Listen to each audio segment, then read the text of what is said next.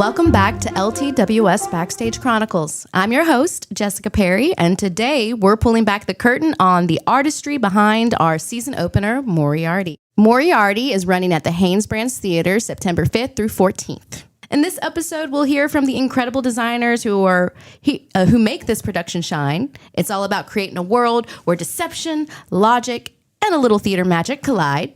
If you enjoyed the podcast, don't forget to subscribe, leave us a review, and share it with your fellow theater fans. Now let's get started.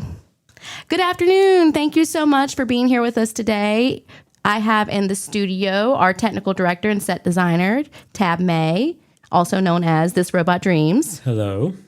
And we have our director, Philip Powell. Howdy.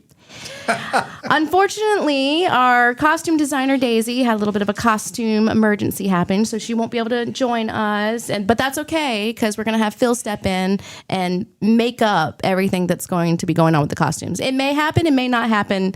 You'll have to come to see the show to find out. It will. I'll fill in, as they say. Phil will fill in. Mm-hmm. So, how's everything going? We are a week and a half out. This week has been load-in week. How are we feeling? Tired. I'd say things are going well considering how low the volunteer turnout has been. Oh, yes. What people don't really understand is how much we rely on volunteers to help make the magic happen. Yeah, I mean, you look at a set and you take it in, but you don't really appreciate how many bodies it takes to get things in place. And I will say this as somebody who had a little bit of hand in designing this set. It's like in the future, I would say, you know what? I maybe wouldn't do that because I know how much effort it now requires to design something and do that and costs. So, the learning experiences. But yeah, no, we definitely need folks just to help us, move through things as efficiently as possible. But we had some volunteers.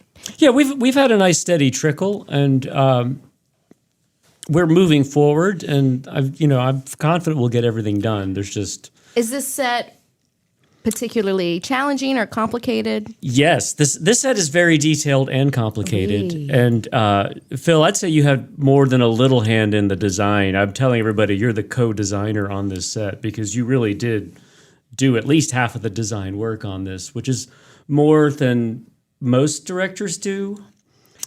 Yeah, I mean, but I was kind of forced into it because... Oh, and I'm glad you did. That's yeah. Well, I don't mean in this... because the set is very complicated. Tab came over to my house and threw a fit and yelled. That's not what happened, but... For context, they are very good friends. Yes, they are very good friends, and it rarely happens that Tabs comes over to my house and looks in the window. It's very rare. No.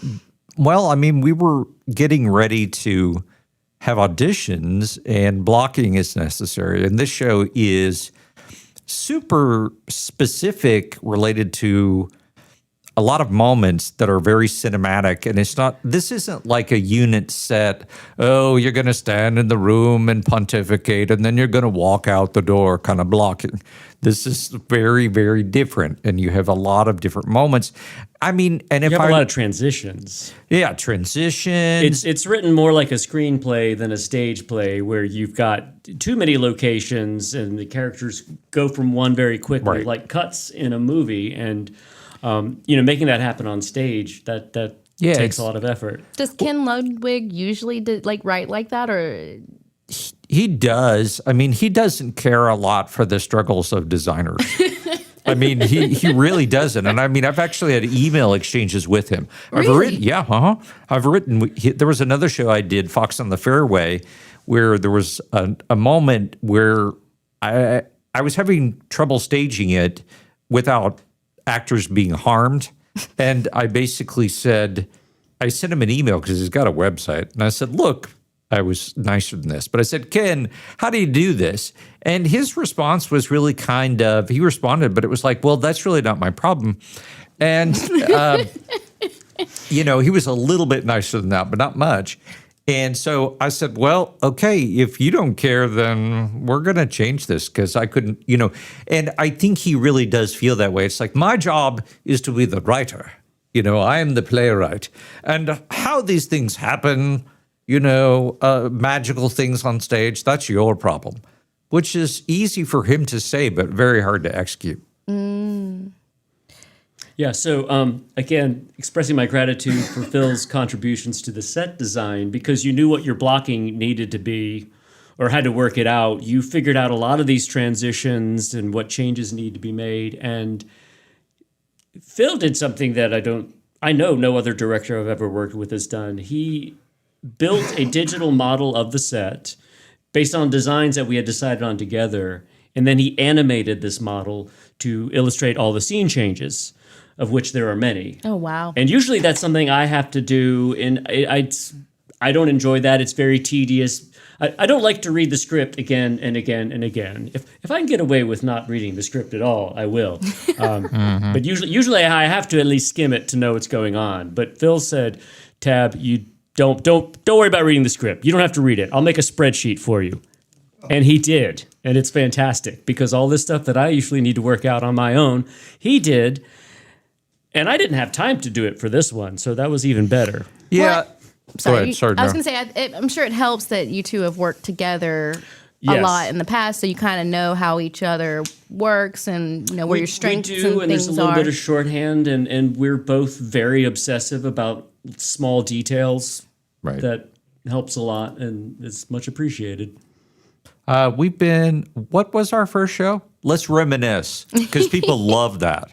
All in the timing. All the time, I mean, that's right. But In 1995, 1995, wow. with the now defunct Livestock Players second stage, which is like their smaller spotlight shows in the studio. Greensboro Company. Yeah, that's right.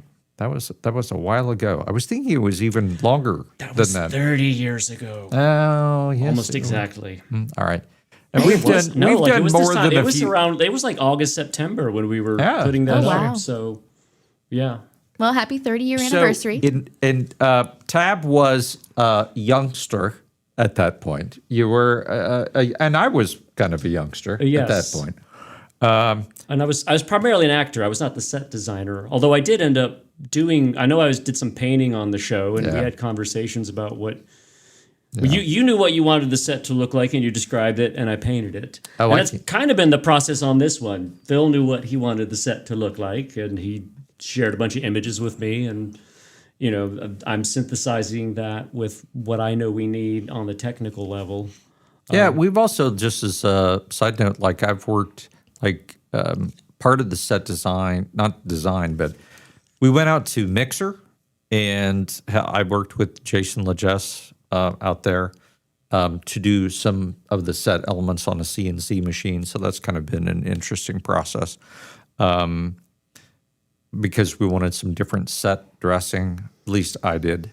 But it turned into, just like everything, way more work than you anticipated. You think this will be like, this will be like 2 or 3 hours and a couple of, sheets of Luan. No, it's a lot more. But it's, I mean, I think it's a good show, and the actors are really doing a good job. They put in the effort, and we put in the effort on the technical side, definitely. And, we've got a good team, and this is going to be a good show. I mean, what the costumes, since Daisy's not here, I mean, I've seen them in the hallway at the shop. No, they look good. And I think one of the things that people don't understand with a show like this, which is basically a quick change show, that's where actors run off stage and become multiple characters very, very quickly.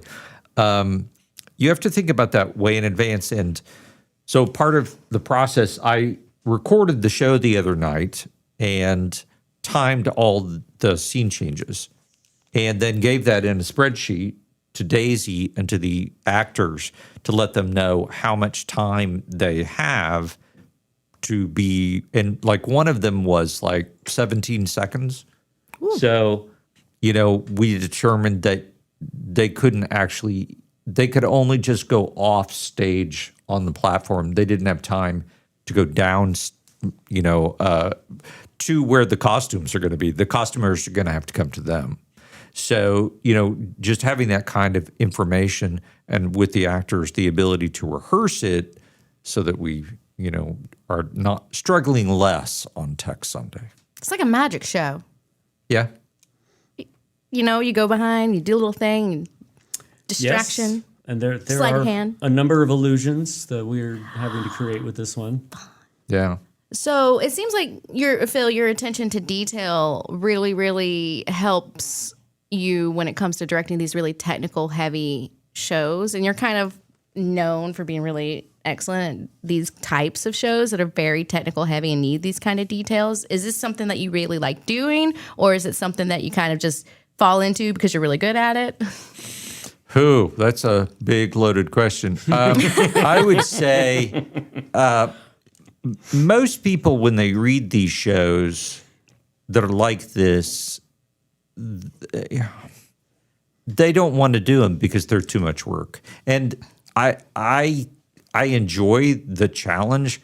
As it becomes more and more challenging, perhaps less so as time progresses, but I do enjoy the challenge because I really love doing unnecessary farce because I love farces, but also technically I knew that it was going to be a unit set that we're not going to have flying people or, crazy fight choreography or anything super difficult like that.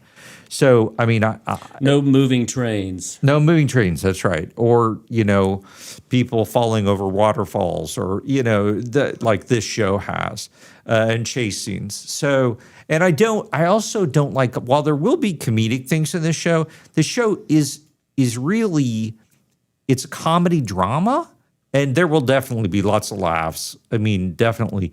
But at its core, because you don't want this to be a sketch, because I hate plays that are sketches. I just don't want to do a sketch show. Those are just fluff for me. So it has a dramatic core to it. The actors have to bring something, they have to balance it and bring it back so that I actually care. Because otherwise, if it's just like, hey, we're up here camping it out, okay, that's funny for maybe 5 minutes, and then the audiences lose interest and they don't care. So the actors have to bring it back, but that does mean that certain technical moments can't stink, meaning they have to actually be good, because otherwise it skews us into camp. And then again, the audiences, they don't care anymore. And if we're just going to do camp and it's going to stink, then we can try way less hard. We can totally phone this show in. I'm really looking forward to seeing the technical elements and how it comes together, and like the quick changes and the scene changes. And I know it's gonna. This team, and you picked an amazing cast of people who are also really good at being on top of their responsibilities. And I know it's going to be wonderful. So I'm just looking forward to it. I do have a question, Tab, though. If you could compare this set to any other set that you've done with the Little Theater so far, what's the closest one you could say it's like?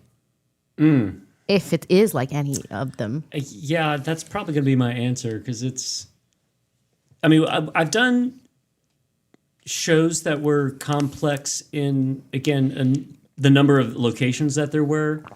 Like the producers based on a movie, which again means it's not really a stage play, it's a screenplay on stage, and there are too many locations and you have to fit all this stuff. But with that one, the floor was always clear and stuff rolled on and off. With this one, we've got a multi-level platform unit that is just there and doesn't move. That does create a lot of exciting levels for the actors to climb over, but that also means it's this big obstacle that we have to navigate for pieces that come in and out, or the costume changes that Phil mentioned earlier. The actors don't have time to run to the dressing room.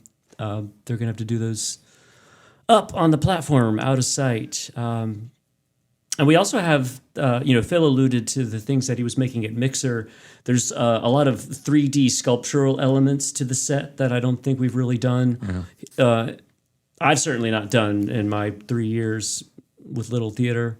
That's just going to give it a lot more painting depth. Too. A lot more painting. and by painting, not just scene painting, creating textures on walls and such, but like actual paintings that showing different images, specific images. There's a very has an illustrated style reminiscent of the time period that the stories are from on a lot of things, which I love to do, but it's also very time consuming and hard to get into when there's just there's so much stuff in this show. So much stuff. So what I'm hearing is that this is a original, unique, maybe never been done before set for the Little Theater. Oh, I think so. Yeah, I definitely think that longtime Little Theater audience members are definitely going to see something new. And we got some tricks up our sleeve. So correct me if I'm wrong. This is set in the Victorian era? Mm-hmm. Oh, yeah. Lovely, lovely. I mean, I love the Victorian era costumes, so I was going to kind of circle back around about costumes, which can get tricky, I imagine, for those quick costume changes because they're very heavy and there's lots of layers, and so I'm interested to see how that all works. Yes, and that's why Daisy's not here, because the costumes are at least as complicated as the set, if not more so. Right. And yeah. And you work in the same space as Daisy, so would you, I mean, since she's not here, do you think maybe you could say that this might be one of the more challenging shows that she's worked on? Yes, I would say so. I hope I'm not talking out of school here, but Daisy has been more visibly tired on this show than I've ever seen her. Well, this is a she's show been working with us where, like, we have 3 of the characters that are playing multiple roles. 40 roles between 3 of them, yes, with multiple different costume changes, and like you want them to like be unique, and so they can identify each different characters, and so that's a lot of costumes to be accountable for. It's a large number of costumes, but it's not just the quantity of costumes. Because of the quick changes, some of them have to be made to come off very quickly, or specially built or altered. It's I don't think anyone's wearing tearaway stripper pants, but that's kind of the idea. I mean, although if you donate enough, we're open to it. No, I mean, we've got a lot of what we call overdressing and underdressing that's going on, which is going to be interesting. And also, people think in terms of costumes, but this also involves wigs and facial hair. And the colors and everything, too, between the costumes and the set and the lights, and it all has to work together. And some of it, maybe, again, leaning more towards comedic, especially for the comedic characters. And that's totally fine. But some of it is, more, again, you want people to look dramatic when they need to look dramatic. And so, but that's, when you're running off stage and you got to get a costume on or off, and you got to get a wig on or off, and a mustache, and props, because that's the other thing that the actors are not going to have time to go get their hand props. So the dressers have to bring them their hand props because, it's like we don't have, like, I think the largest time that somebody has to change costumes is 3 minutes. I mean, that's like, wow, that's a long time. Whereas normally, if you were doing a regular play, you go, I only have 3 minutes. In this show, that's like, oh my gosh, I got 3 minutes. Luxury. Oh man, I was going to say something that just completely left my head. Costume related? Costume related. Shop related? Daisy related? Oh, yes. No, I was wondering because, thank you. I appreciate that. I don't know how it helped, but it helped. I was wondering, so it seems like a very challenging show, both set and costume wise. Do you think this is something that we could have done last year? Is it easier now that we have like Eli and Kristen as like the assistant TD and the assistant costume shop manager? Yes. Like, would this have even really been possible to do last year? I mean, possible, sure, technically, but no, I don't think it would have been nearly as effective or looked as good. It would have been extremely difficult. Well, I love that. I love that, like, because we have this help, we're able to do some stuff a little bit more challenging and a little bit, I don't know, out there, artistic. I'm not sure. Yeah. Well, I mean, we definitely are pushing with this show. And I mean, this is how theaters, and in my experience, you grow.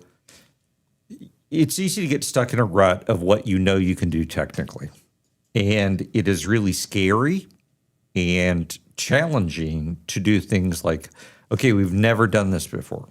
Okay, we will pull it off, but we might not. But that's part of the unknown. But until you do it, or at least attempt it, you don't know what's possible within your means, and that gives, I think, that helps us learn in multiple ways. One, if we fail, which we won't, but if we fail, then we know, okay, we've overreached.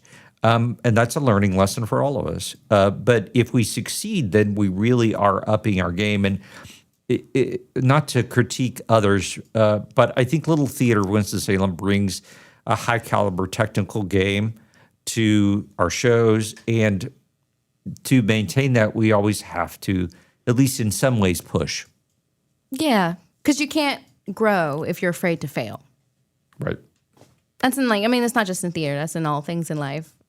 Right. Yeah. I really appreciate the both of you coming in and spending some time. Is there anything else that you'd like to say? Anything you'd like them to know? What to expect before coming in to see the show?